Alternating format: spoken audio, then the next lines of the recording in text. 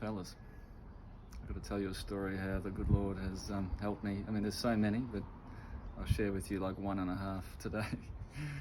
So there was a time in my married life, it was just a couple of years in, right, and I didn't own a home. In fact, I've been house sitting, renting, all sorts of things.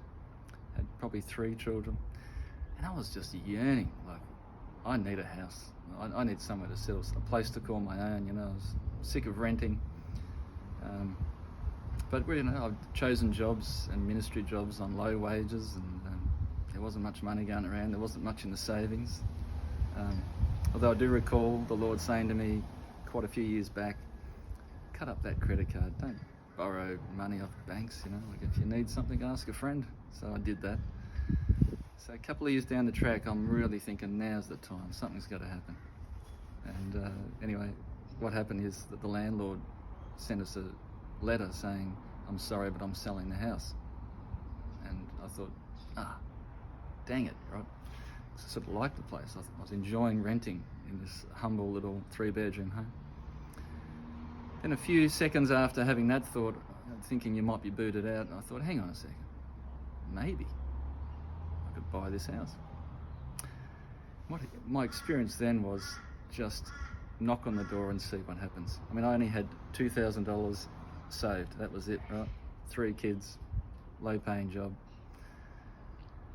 And so what we did was we took some steps.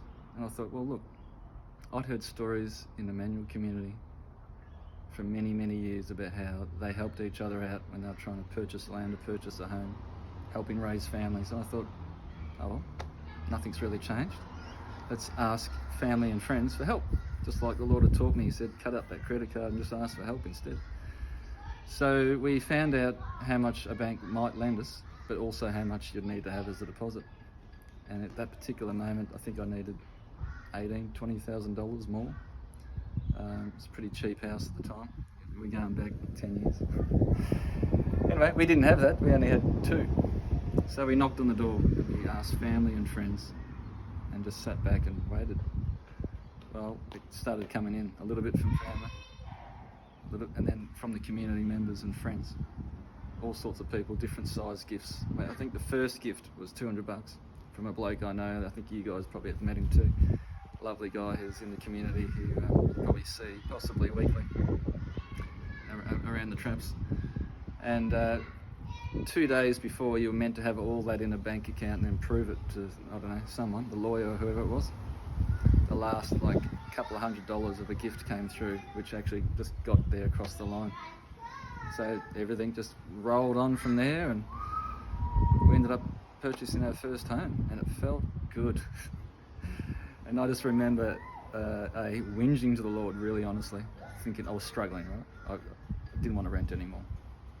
But then seeing a window of opportunity and going, well, even though I've got nothing much to offer, I'm going to go knock on the door anyway and see what happens. Knowing that other people of faith before me had done the same thing. And I remember their testimony and thinking, oh, well, that's the faith community I want to be a part of. And that's what we should do. And the Lord provided. So you watch out to see what happens to you.